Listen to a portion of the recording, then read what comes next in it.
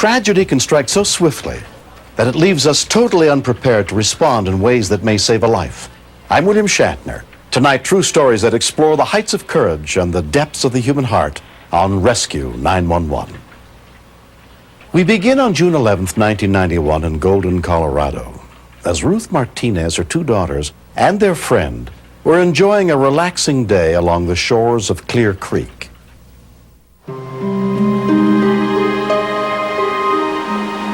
The calm appearance of a mountain stream or river is very deceiving. Respect the power in that river. The current that lies beneath carries death. 6-year-old Anna was Ruth's younger daughter. When I first got in, I could barely step in it because it was like ice cold water. 10-year-old Camelia was also playing in the creek that day. Okay. My mom said, "You guys be careful. Don't go over to the rough water."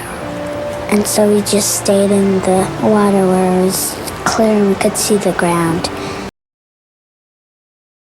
Start across.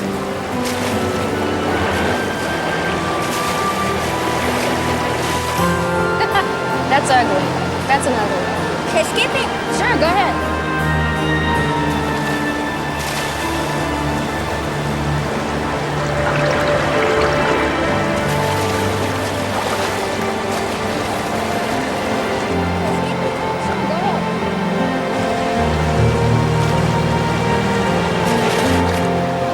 Camelia, stay over here. Come on.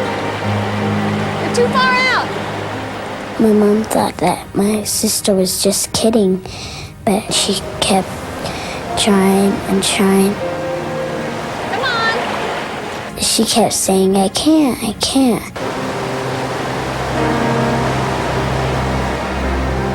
And then she went underwater.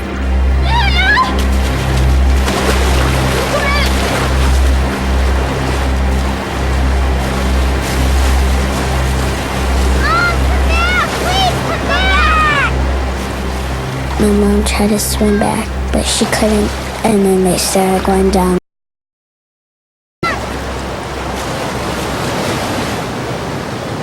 I was scared because I thought my sister and my mom were gonna drown, and I would never see them again.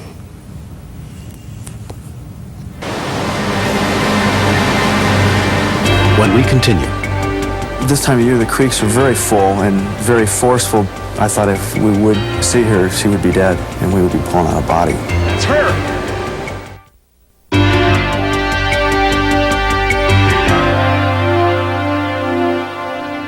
When Ruth Martinez attempted to rescue her 10-year-old daughter Camelia from the rain-swollen river she had fallen into, they were both swept away in the swift-moving waters.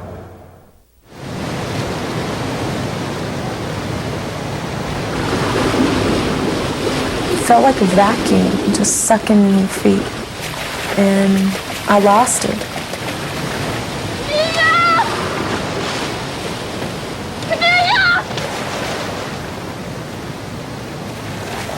I kept screaming, "God, please don't take her away. Don't take her away."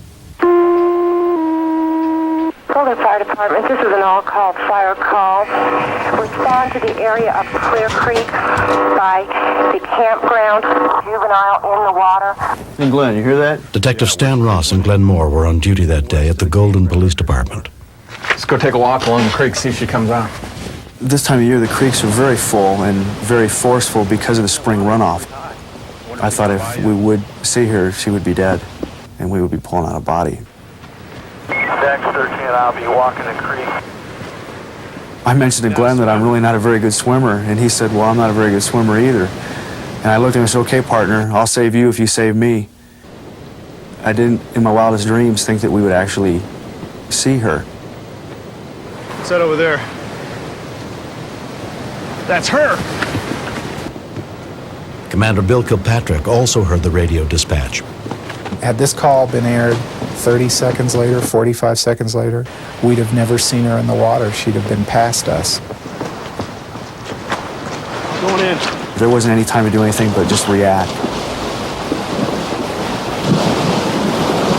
And the next thing I know, I went under. It was just like someone grabbed my legs and pulled me.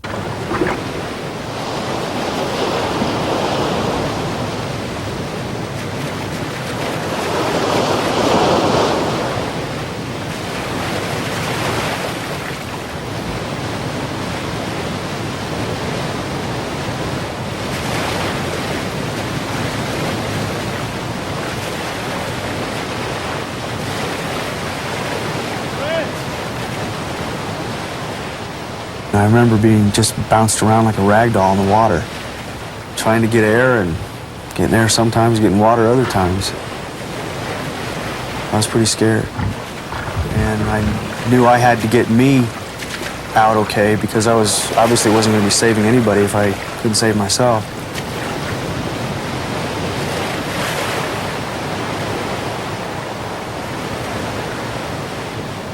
I didn't know where I was in respect to the girl or even Glenn or anybody else. I grabbed onto an overhanging tree branch, and that's when I looked up, and there was Glenn. He was doing his best to keep the girl's head above water, but every time he'd do that, he'd go under. And he hollered something about he can't hang on to her. We just looked at each other and we knew what to do.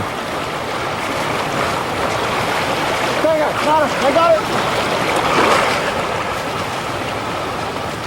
She wasn't coughing, she wasn't squirming. I didn't feel that I was looking at a little girl. I felt like I was looking at the body that had been that girl. All right? Yeah. I could tell her lungs were just full of water because I couldn't get any air to go in. Get her up here. Turn ahead. We couldn't get a pulse, we couldn't get her breathing.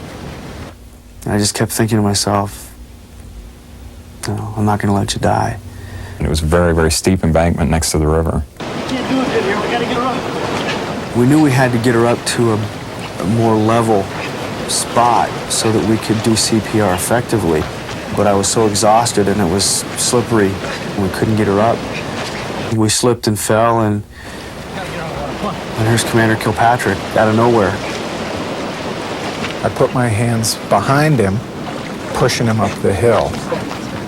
And I'm thinking, well, I'm glad at least that the water's this cold because maybe it'll give this child the added chance at surviving because it slows down their metabolism. Get him over here. All units responding, some officer on scene. He is on the south side of the creek at the bridge. Ruth met up with paramedics at a nearby campground. I asked him, please take us with you, please take us with you. And I was hitting the hood of his ambulance, and he said they found her. We were just physically and emotionally drained. You know, I thought of my own daughter, and even though we both were thinking this is hopeless, we just weren't going to give up. Commander Kilpatrick was able to flag down the other rescue people, and it was like the cavalry coming when they relieved us.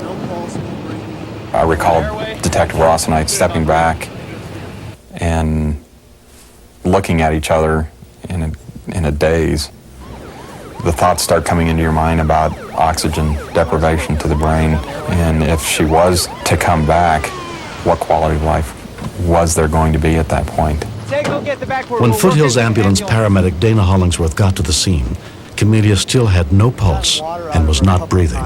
Check your compressions. I've had other drowning patients that were in the river just as long and they didn't make it. No one was telling me anything. I didn't know why they didn't want me to see her. I kept looking at the mountains and just kept hoping, just kept praying.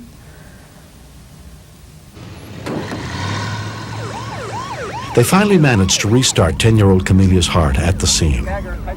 She was then taken to Lutheran Medical Center and examined by emergency physician Carla Murphy. We do have a saying that no one is dead until they're warm and dead. Whereas a normal body temperature is 98.6 degrees Fahrenheit, Camelia's temperature was 83.6 degrees. And yet, we found that her pupils were unreactive, that she was breathing minimally, if at all. I expected her to either die or be a vegetable permanently.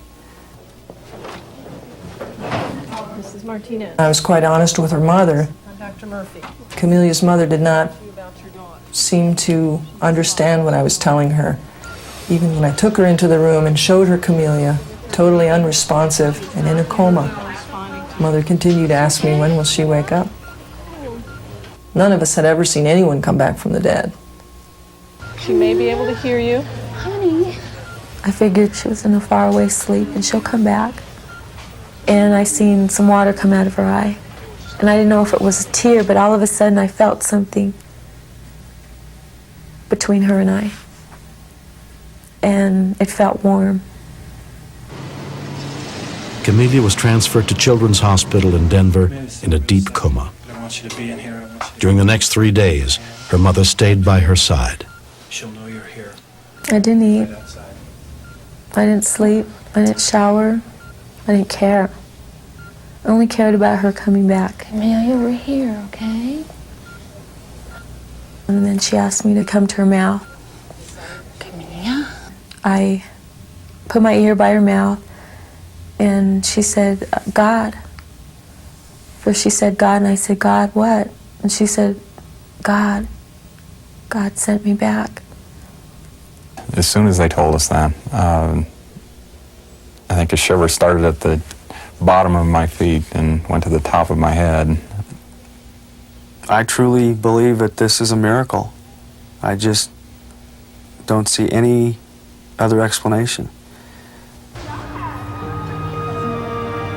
A year has passed. I had to relearn how to walk and do everything again. It was hard to learn it. She's still working on some of her schoolwork, but the more she practices, that will improve. And she's more at peace. She just knows things are going to be okay. I'm glad that my sister is back to her old self because we get to do things together again, make fun of each other. The 3 officers who helped save Camelia's life were honored for their heroism by the Standing Rock Sioux Tribe and the Golden Police Department.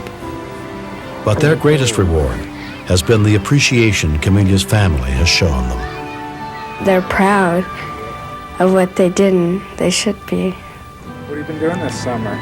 Swimming? Swimming? You like to swim? Yeah. Where are you swimming? Pools, Congress, No more creeks. no more creeks. anymore? No. It's fun to see the look on their faces because they're shocked, I guess, to see that I'm alive. The big one? Yeah. That one. Everything that took place that quick, everyone who was involved, I'm so thankful for them. The guys who risked their lives, you know, they're angels.